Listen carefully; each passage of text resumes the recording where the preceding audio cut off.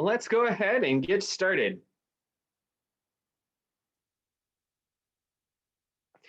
Again, welcome to the Virtual Career Fair Preparation Workshop. My name is Matthew Little. I'm the Assistant Director. I am one of the Assistant Director Career Advisors in Career Services. I specifically am the Career Advisor to the School of Business Administration. For the next hour, I am honored to be joined by one of our favorite alumni, Claire Sanfilippo, and I will allow her to introduce herself now. Thanks, Matt. So as Matt said, my name is Claire Sanfilippo. I graduated from UD in 2017 with a degree in International Studies and Spanish. I now work in DC as a volunteer manager at Catholic Charities. Previously, I worked in New York as a member of the Jesuit Volunteer Corps as a bilingual case manager at a local nonprofit. And I think that about covers it, Matt. So thank you. Absolutely. We're glad to have you back, Claire.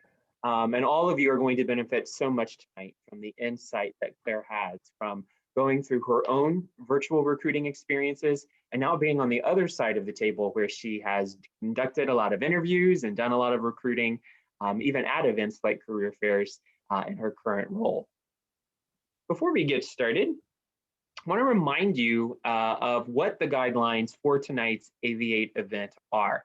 First of all, make sure that you are logged in with an authenticated Zoom account where we can clearly see your name. That's one of the ways you're going to earn your point for tonight. And unless you are asking us a question or engaged in discussion with us, please remember to keep your microphone muted just so there's no disruption or noise as we present tonight.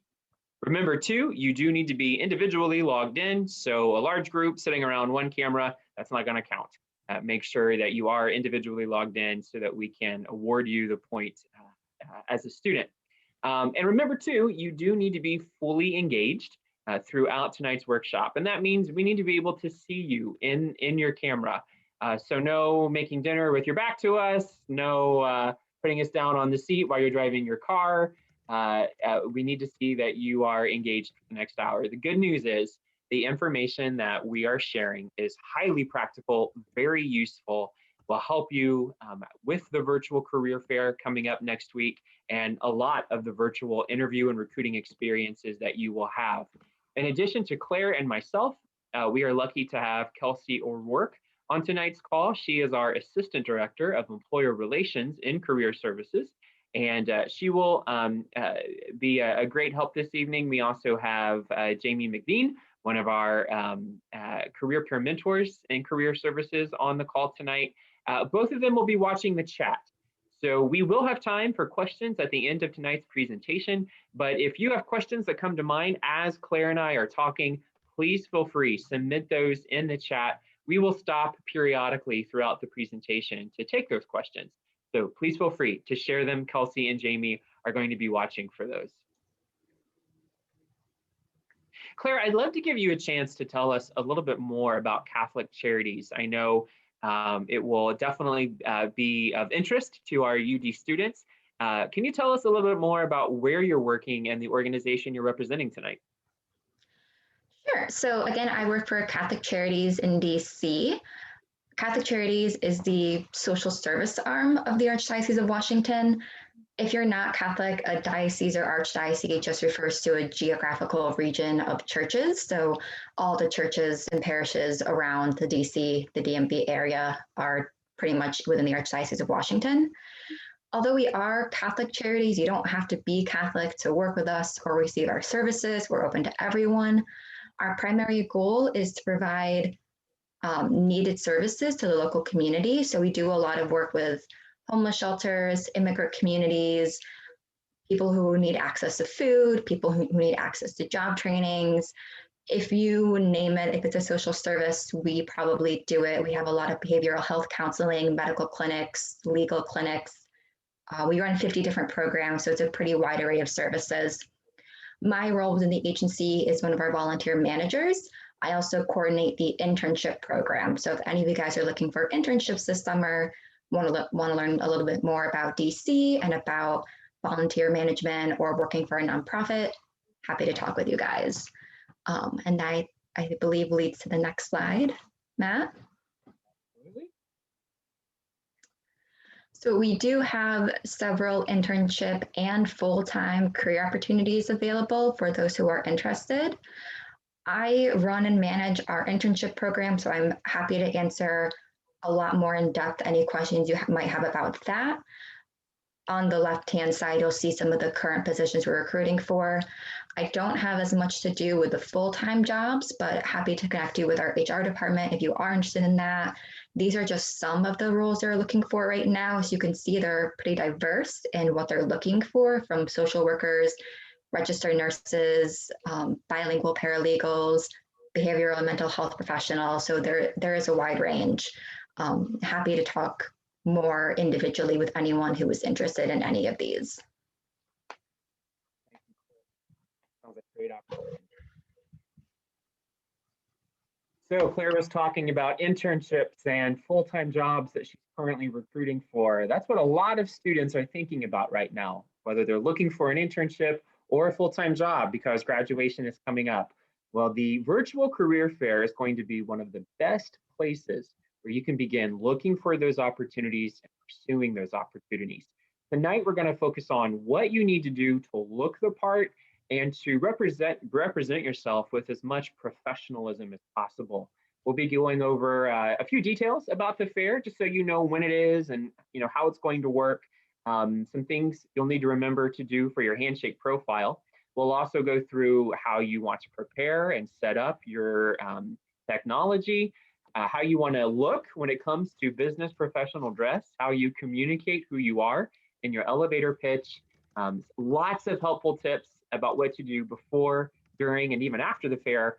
And as I said, though we'll take questions throughout the presentation, there will be time for questions at the end as well. So let's start with just the career fair in general. When is it and what days will it be?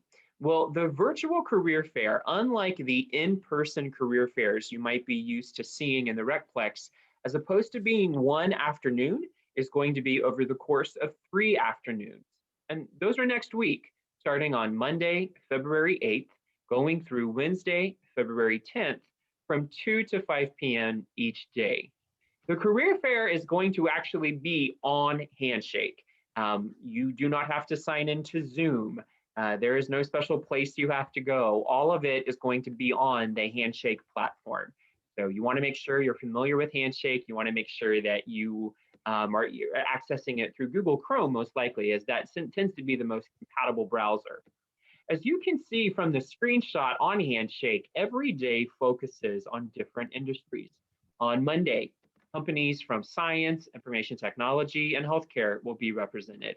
On Wednesday, engineering, research, and sustainability will be represented.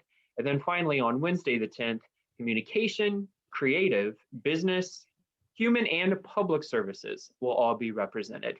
Good news is you are welcome to attend every single day if you want. If you find companies that you would like to speak to and you want to schedule a conversation with them, you can do that Monday, Tuesday, and Wednesday. Or you can only do one day. However many days you're interested in, you are welcome to be a part of. If you're wondering, where do I find this on Handshake? How do I see the employers that are attending? How do I schedule a conversation with them? We have you covered. Tomorrow evening at 4 o'clock, Career Services is offering another PathPoint eligible workshop entitled Navigating Virtual Career Fairs. And our very own Kelsey O'Rourke, who is on the call this evening, will be facilitating that tomorrow. So if you are looking to earn a different PathPoint and learn more about how to actually work the technology in Handshake to be ready for the fair, I encourage you to attend tomorrow evening's workshop. As I said, a lot of you are probably familiar with an in-person fair. If you are a sophomore or older, you probably remember seeing the in-person fair in the Recplex last year prior to the pandemic. If you are a first-year student, maybe you attended a college fair at some point when you were looking into different colleges, and they look a lot like this. Well, a virtual fair is very different. As opposed to being in a large crowd, going from booth to booth, meeting a variety of different recruiters, kind of overhearing what they're saying. A virtual career fair is very different. It's really oftentimes just you and a recruiter, and a lot more thought has to be given about how you communicate, how you prepare, and most importantly, what you and your surroundings look like. So I talked about how we're going to start with what do you need to do on Handshake? Well, since this event is taking place on Handshake, it's really important that your Handshake profile be fully complete and prepared. So you'd want to take some time this week or over the weekend to make sure that you have completed every part of your Handshake profile. Recruiters might go there to learn more about you before or after their meeting with you. So you want to make sure that they see a profile that has been given time and attention. You're going to want to double check your majors, your GPA, your graduation year. That's all information that will be important to a recruiter. If any of that is wrong, if you just changed your major yesterday and it has not been updated yet in Handshake, we want to make sure that's ready for the fair. Reach out to Career Services and we can make those changes for you if you're unable to edit it yourself. You do want to make sure that an updated resume has been uploaded to Handshake and that it's on the visible setting so that a recruiter has access to it. You also want to go to your settings and double check, just make sure that it's set to community as opposed to private. On the community setting, you're going to be able to see both employers and fellow students during the fair. So it's important you have that set as well. When you are thinking about the different companies that you want to talk to, a very important part of preparation is doing your research, reading about the company, knowing what services they provide, what their products are, and why you would be interested in the company, what interests you in them. Companies are going to be looking for individuals that have done their homework. One of the things that I would recommend when you're preparing for the career fair is to prioritize the one-on-one sessions that companies are offering. Most companies offer one-on-one sessions. Those are 10-minute one-on-one appointments between you and a recruiter. And they often offer group sessions. Those are 30-minute appointments for up to 50 students. So because you actually have to schedule these conversations, you can't just wander from table to table. You may not have a lot of time to speak to a lot of different companies. So prioritize the one-on-one conversations with the companies you're most interested in. So you make sure to introduce yourself and connect with the recruiters that are in the places you most want to be. When you are scheduling these conversations, which again, we will cover in more detail in tomorrow evening's workshop, don't procrastinate. A lot of students wait until the day of the fair to register for the fair. By that point, a lot of the appointments with the employers have already been taken. So we want to make sure that you have time to choose the companies you're interested in and schedule opportunities to talk to them. So I would do that this week, no later than this weekend. When you schedule those sessions with companies, Handshake will not automatically add it to your Google Calendar. So you'll need to do that yourself. You definitely do not want to forget that you scheduled a conversation with a company. If you do and you don't show up, that looks very unprofessional. Claire, will you tell us more now about how they can actually prepare when it comes to their technology? Absolutely. So let's start by talking about sound. So obviously we've been working in Zoom and virtual settings for a while. So a lot of this should be things you already know, but we want to reiterate it just so you understand its importance, especially in a more professional setting. So cut down on any external noises. So if you need to tell your roommates or whoever you're living with, mom, dad, brother, sister, that you have this going on at a certain time, please don't make noise. Make sure everyone in your house knows that it's important that you have quiet during this time. Turn your cell phones off, put them across the room, minimize any apps on your laptop that make notification sounds when they pop up. All of these things, make sure that you focus on the most important thing at hand, which is the career fair. If you have a really echoey room, try to mitigate that with carpets, furniture, whatever. If this has been a problem with you in the past, maybe you ask a friend to hop on a quick Zoom call or Google Meets or whatever it is the day before and try to move things around and have your friend tell you how it sounds on their end. whatever you need to do to make sure that you're ready for the next day. Obviously, you want to make sure that you have good internet signal and strength. So testing all that beforehand, testing your mic and camera. I think at this point, we've done this enough that we should be pretty good at this. But the last thing you want is to hop on at 11:59 for a meeting you have at noon and realize that your camera is not working or your mic's broken. So giving yourself enough time in the morning or the evening before just to double check that everything's okay. Using a cell phone, definitely not recommended. If you have to, but always better to do it on a laptop or desktop. It's easier to see people, you get a better sense of who they are. We're living in weird times, so if you have to, you have to, but I would try to avoid it. Also, again, I'm sure we're all familiar with audio delays in Zoom settings. I know it can be annoying. I know it can be frustrating sometimes as you're talking over someone without meaning to. So practice speaking more slowly, perhaps, pausing and waiting to make sure that the other person is done talking before you answer a question or before you make your statement, just to make sure that there's not any awkward overlaps. Again, I think this slide is all things that we should know by now working in a virtual setting, but just want to go over it one more time. It's important to treat a virtual meeting just like an in-person one. Even though we're not physically together, doesn't mean that you should be like sulking and not having a good attitude, because those things do still come across on Zoom. Even if I can only see the upper half of you, it's enough body language for me to go off of to know, are you someone I want to keep talking to or not? Looking into the camera and not the screen. I know, again, we're all used to looking at people's screens or people's boxes on our screen or ourselves on our screen. But if you are able to look into the camera, it will come across as more direct eye contact, and that could put you a little above someone else if it feels like the recruiter has more of a connection to you from that. Try not to move around too much. Try not to use, things like swivel chairs that can be distracting. Again, I know we're working with what we got in our home setups, but if you need to sit on the floor, make yourself comfortable there. If your only chair option is a swivel chair, then maybe the floor is better. I'm sure you all have your own way to get around that and be professional and comfortable at the same time. When it comes to answering questions, it's great and highly recommended to prepare.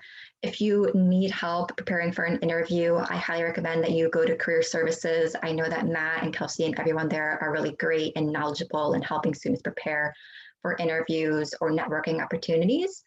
But speaking as someone who has interviewed a lot of people before, what I don't want to hear is you reading off a piece of paper.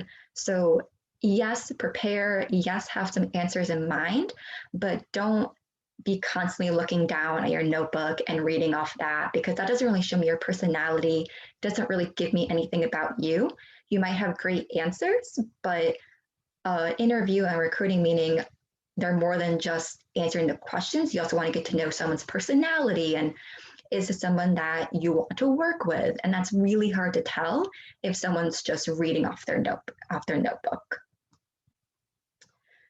Dress, again, be professional. Even though we're not in person, you still want to represent yourself well and represent UD well. So Matt will go into this more on the next page, but making sure that you look nice, you're not wearing any casual pants or anything on the bottom, just to make sure that you're all good. So I'm gonna hand it back to Matt to talk about dress. Thank you, Claire. Claire brings up a great point. It is very important that even in virtual settings, that you wear business professional dress for an interview or for a networking conversation like the ones that you will have at the career fair. The reason for this is because not only do you want to look the part, not only do you want to make sure that if your laptop was to fall off the desk, or if you needed to get up for some reason to let a roommate in the door, or there was a fire alarm, you would not want a recruiter to see that you're wearing a professional top, but pajama pants for a bottom. The other reason, aside from just aesthetic, is because we know from research that how you're dressed affects how you communicate. It affects how you hold yourself. So, if you really want to be on your best to make a strong first impression, then really from head to toe, you want to be in business professional dress. So, what is business professional dress? Well, when we're talking about business professional dress, we're talking about a business suit. That could either be a pantsuit or a skirt suit. The color, because you're trying to appeal to as many people as possible in a career fair setting, you want to play it safe. Avoid loud colors or loud designs that might be off putting to certain industries. So, a more traditional color would be black, gray, navy blue suit with a lighter colored top, probably a button up top, especially if your style is more masculine, or a blouse if your style is more feminine. The colors would be white, cream, light blue, light pink, even a light pinstripe would be acceptable. Um, this may not apply so much when it comes to virtual, but in real world settings, if you choose to wear a skirt suit, the skirt should come to your knees or a little below. Same thing with tops. You would not want a top to be so low that it is showing a lot of cleavage. You would not want a shirt or a suit to be so tight that we can see the outline of your underwear. Cleavage is not considered professional, it's more social. So, in a networking setting, in an interview setting, you would not want that to be something that you're showing. When it comes to business professional suits, if your style is more masculine, a tie would be expected. And even there, you want to play it safe. This would not be the time to wear a bow tie. That's really more for social settings. This is not the time for your favorite UD tie with UD logo all over it. You want a pretty standard color or just a very simple design, nothing loud or distracting, things that are going to look mature and professional. When you're standing up, that tie should come, the tip of the tie should come right at or right on the belt buckle, not much higher and definitely not lower. When you're thinking of what to wear for the virtual career fair, when you think about a business suit, your thoughts might go to something you wore to homecoming or prom. And I would encourage you to avoid most styles associated with homecoming and prom. That would be a black suit with a red button up shirt and a silver tie, or a green button up shirt and a white tie. Again, those kinds of color combinations are more for social settings. In a business professional setting, you want a light top with a standard conservative color tie. When it comes to accessories, again, this might not feel as relevant to a virtual world, but still, we would recommend wearing the clothes to help you feel the part. And so that means shoes. And in a business professional setting, your shoes should be polished and they should actually match your belt. If you're wearing heels, you want to opt for lower heels that are comfortable, as most professional settings, not a virtual one, but most would require you to have to walk around or get around in some way, shape, or form. When it comes to hair, you want to make sure it's well groomed, and that includes facial hair. So, as much as we support you bathing, we do not want you to take a shower 5 minutes before you're supposed to have a conversation with the recruiter. We see students do that at every fair, and inevitably, they are the student with water still streaming down their face. It looks like you're profusely sweating, and that's not a good first impression during a virtual career fair. So make sure your hair is well groomed, out of your eyes, out of your face, and looks professional. When you choose to wear jewelry, make sure it's not so large or designed in such a way that it would create a lot of noise. That can get distracting. If you are wearing a lot of bangly bracelets, you don't want that kind of jingling jangling in the microphone of your laptop and distracting the recruiter. So something simple, earrings, necklace, simple pearls or simple studs, a simple necklace, simple is going to be the way to go there. Same with makeup. Now is not the time for your favorite fuchsia lipstick. Again, that is more social. You want something that looks more natural and understated so that recruiters are really paying attention to what you're saying and the passion that you are communicating for the opportunities that the company has, not how bright your lipstick would be. When it comes to piercings and tattoos, in a business professional setting, if your style is more feminine, a single earring is acceptable. Outside of that, really not the case. Most other piercings should be removed. Tattoos should be covered. If you think you are interviewing for a company whose culture is more relaxed and allows for that type of self-expression, that's great. Hopefully that will be a good fit for you. But until you have the job, until you have the internship, play it safe. You can start to express yourself more casually once you actually have the position and can really be a part of the company's culture. As of now, most of you are younger than me, younger than Kelsey, even younger than Claire. And so you don't have age to really speak for your experience and credibility. Therefore, the way that you appear in your business professional image kind of makes up that credibility gap and shows employers that you are trustworthy, mature, and professional. Claire, can you, speaking of mature and professional, can you talk to us a little bit about what our background should look like? Absolutely. So again, we want our backgrounds to be clean and neat. You can see the example picture of the BBC correspondent, and there are cupboard drawers open, and I don't even know what's going on with the bed and pillows in the background, but it's very distracting. I think it must have been last year because we were virtual. I was interviewing a candidate for an internship position in my office, and based off his written application, he was probably within the top 3 out of, I don't even know, 20, 30 applicants. But when I interviewed him, his bed was unmade. I could see all of his dresser drawers open in the background and like dirty shirts and socks hanging out of them. It looked a mess. I understand that not all of us are naturally people who keep clean rooms and make our beds every morning. We don't have to be, but it's one of those things that as I'm interviewing people, I am comparing one interviewee against another. And if I'm so distracted by the background noise in your Zoom that I can't concentrate on what you're saying, obviously that's going to be a point against you. It's also, again, maybe not daily habits for all of us, but it's really not that difficult to quickly pull your covers up over your bed, shove things in your drawers and close them. You don't have to fold neatly everything. You can just make sure your drawers are closed. So failing to do those little things that show professionalism, I think count hugely against applicants, especially if I'm talking to someone else who shows up, is dressed professionally, has a cleaner background, and I can concentrate more on what that person is saying.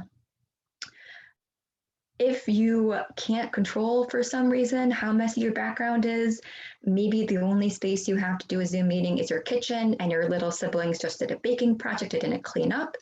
It happens.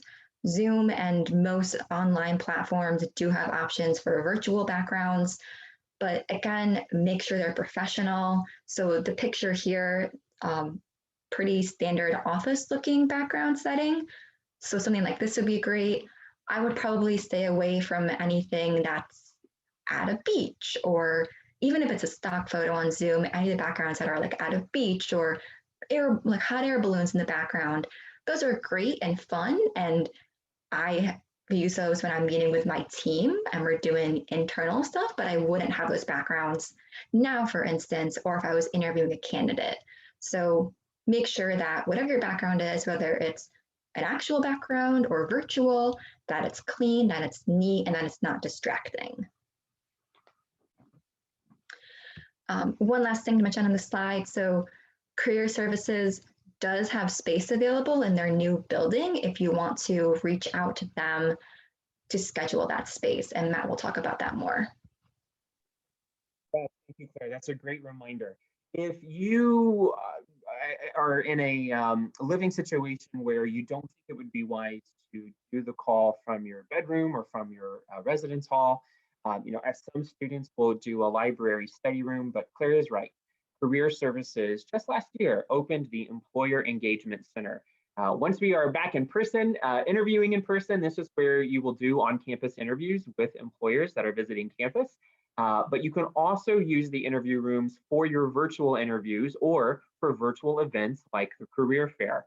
All you need to do is email employerrelations@udayton.edu and ask them if there's a room available. If so, they'll let you know and you can show up. You will need to wear a mask in the waiting area and through the hallways, but once you're in the interview room, the place is entirely yours. You can't, or the room is entirely yours. So you don't have to worry about an unprofessional background. You don't have to worry about noise. It is probably the best option. So keep that in mind. We are just at about the halfway point. It's a little after 4:30. I think we maybe have had some questions come in. So I'm going to pause for a moment and check in with Jamie and Kelsey. Kelsey, Jamie, any questions so far that Claire and I can answer?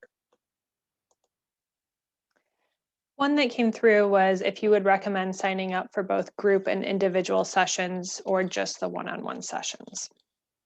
Well, Kelsey, as the Assistant Director of Employer Relations, can I ask you what you think? What would you recommend? So my recommendation is that it depends, which is not always a fun answer, but it depends what you're hoping to get out of the conversation. So the group sessions, employers tend to use those as information sessions. So if you just want an introduction to the company, then that could be a good fit. But if you know that you're interested in the organization and you want to make a personal connection, you want to make a networking connection with the organization, then those one-on-one sessions are the way to go. Fully agree. Any other questions at this point?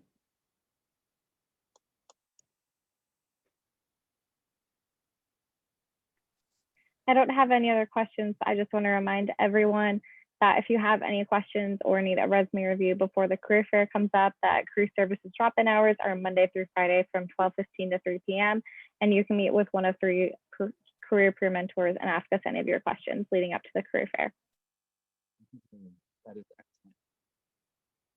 All right. Well, then if there aren't any other questions, we will continue to go. Thanks for those that asked.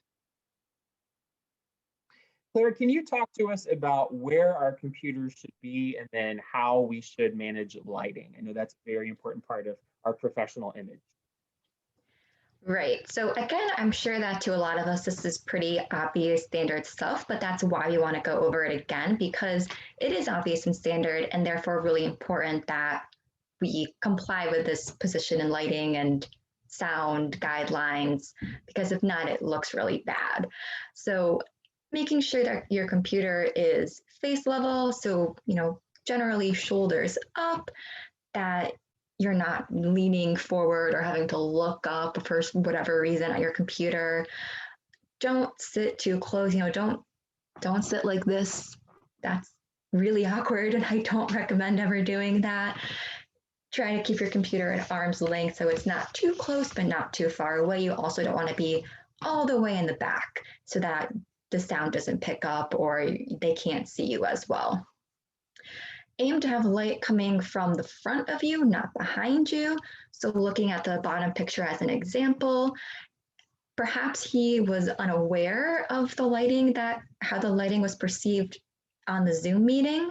That's why it's really important to do a quick practice run through, maybe with a friend or family member, whoever beforehand, ask them to critique your lighting, critique your sound, so that we can fix these things before they're an issue if we're on a actual interview or at the career fair. Because again, if I can't see your face, we're already on Zoom. It's already hard to make those personal connections. So if we're virtual and I can't see your face and I can't really go off your facial cues, your body language as much, it's going to be a lot harder for me to build an impression of you. And also the impression I have might be more negative.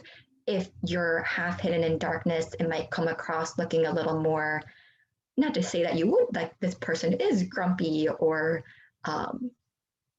not happy to be there. But if I can't see your face, it looks like that. So just making sure that you mess around with your lighting a little bit.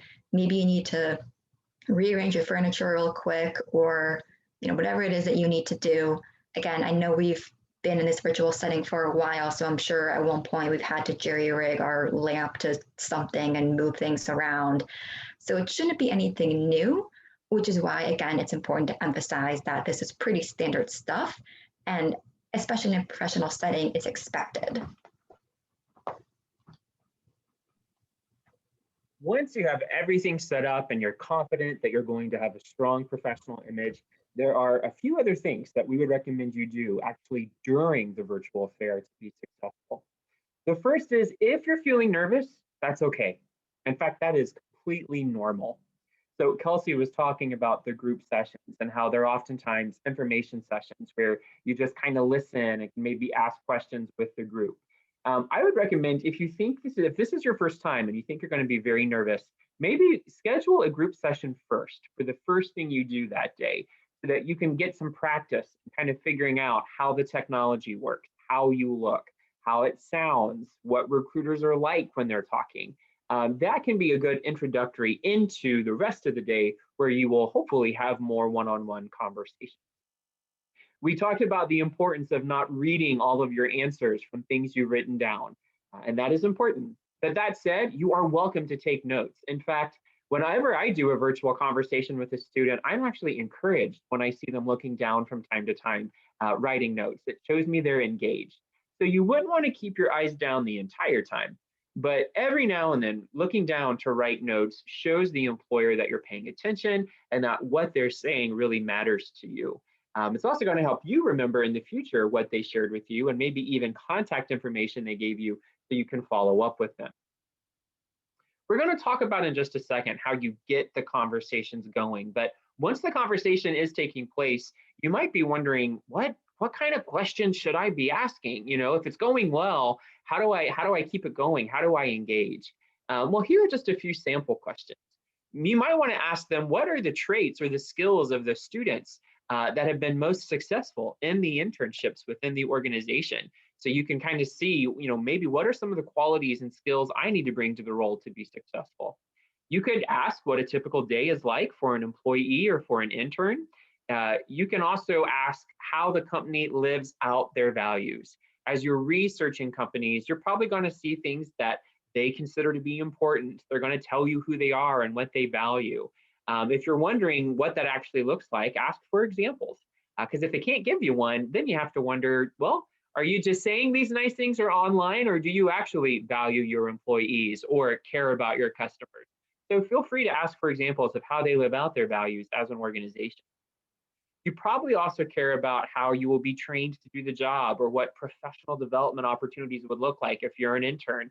You're welcome to ask about those too. One of the final questions you might want to ask is, could we connect on LinkedIn? If this is a company you would really like to work for someday, if this is a recruiter you want to stay connected with, connecting on LinkedIn is the best way to do that. This is going to allow you to basically ask for permission to do so and confirm that you can find them there. Whenever I'm attending a career fair, whether it's virtual or in person, I try my best to ask the employers, what are you looking for today? And what really stands out? And these are the three answers I often hear. Number one, a student with a strong first impression, someone who has a professional background and really managed themselves professionally in this virtual setting. One of the reasons Claire and I are taking such great care to tell you all the little things to pay attention to.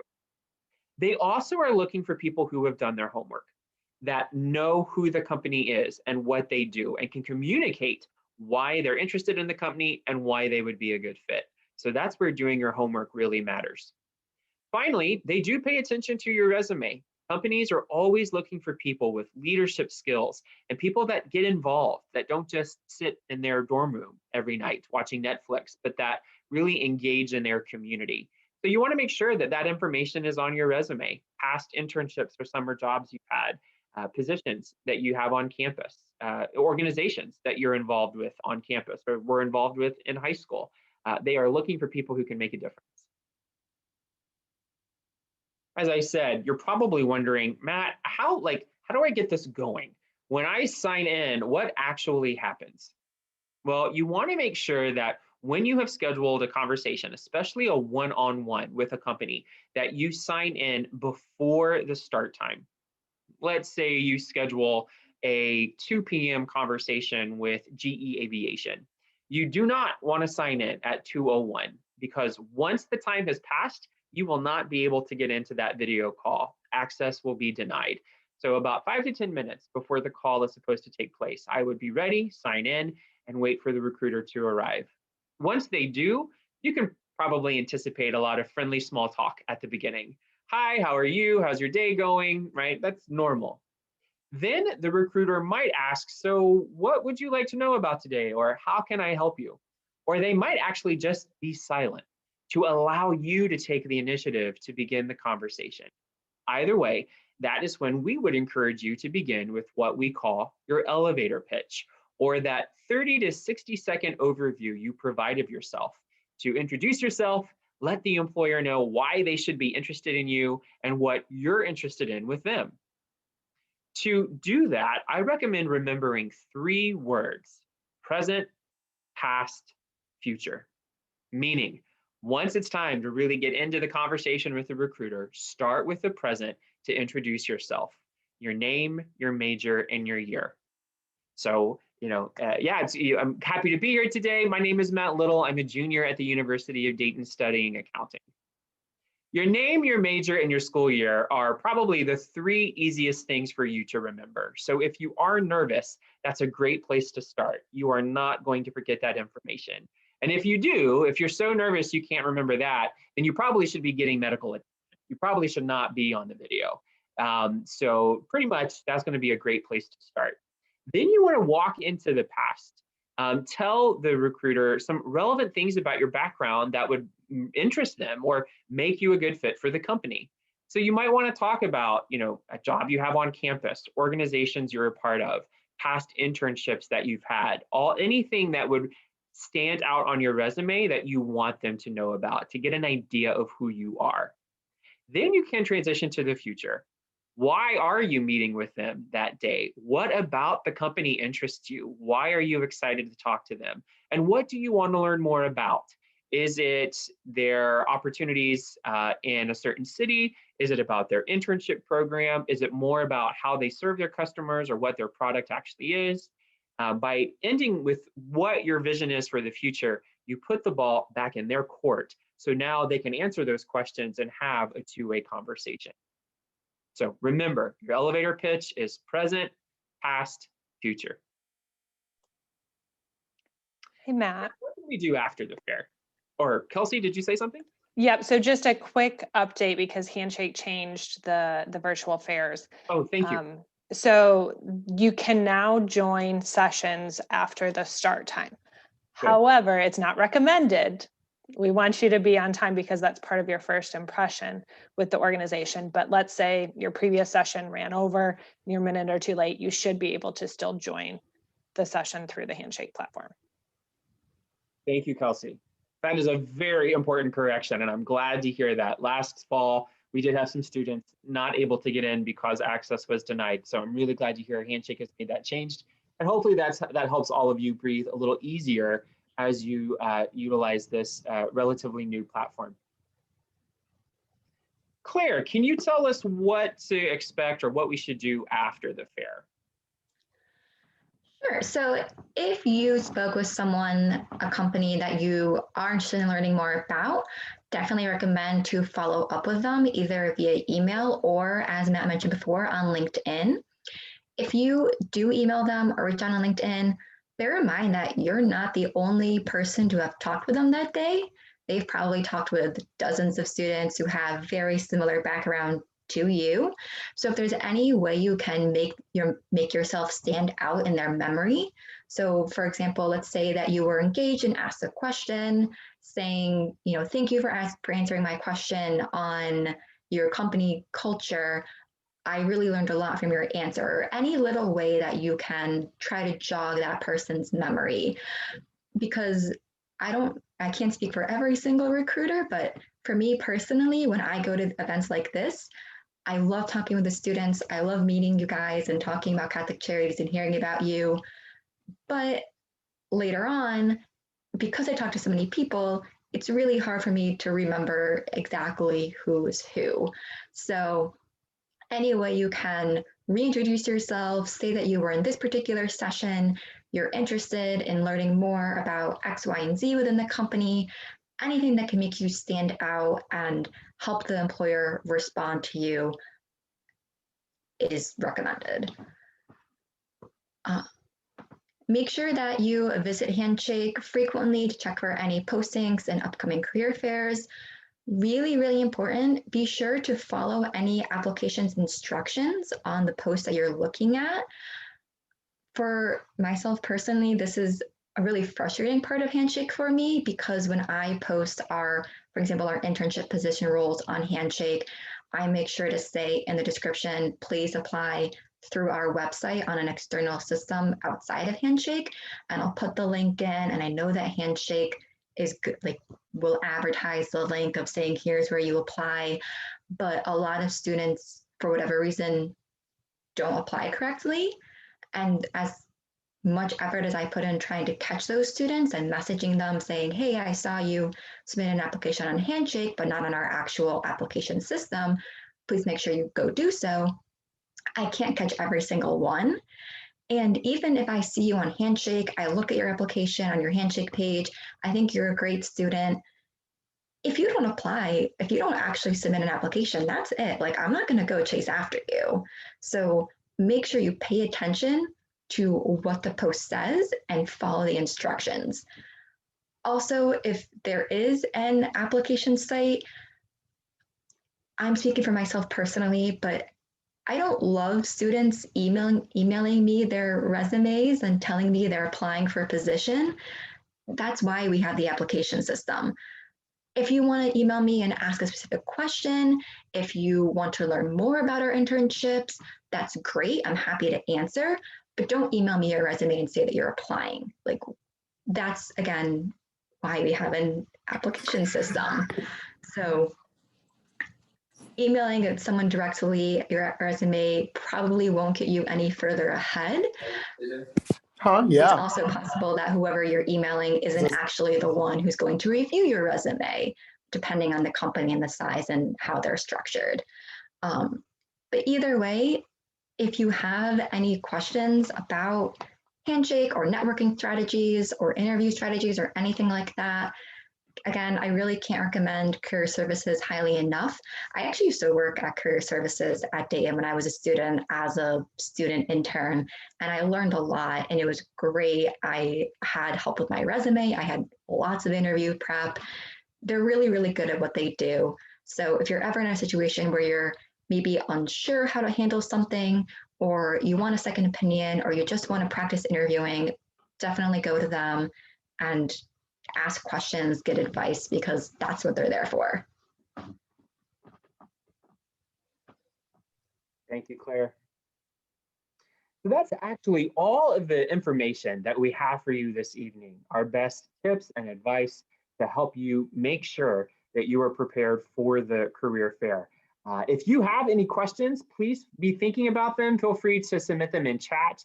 But before we take questions, we would really appreciate it if you would scan this QR code, because after every workshop, Career Services does ask students to complete a survey where we're trying to learn how we can improve these workshops for you. Information that you liked and that you want to see repeated, maybe topics that you would like added to our rotation of workshops, or things that didn't work for you that we can improve for the future. So if you want to take the time to enter the Google form link, you can do that, but you can also, you should be able just to scan the QR code and begin taking that survey.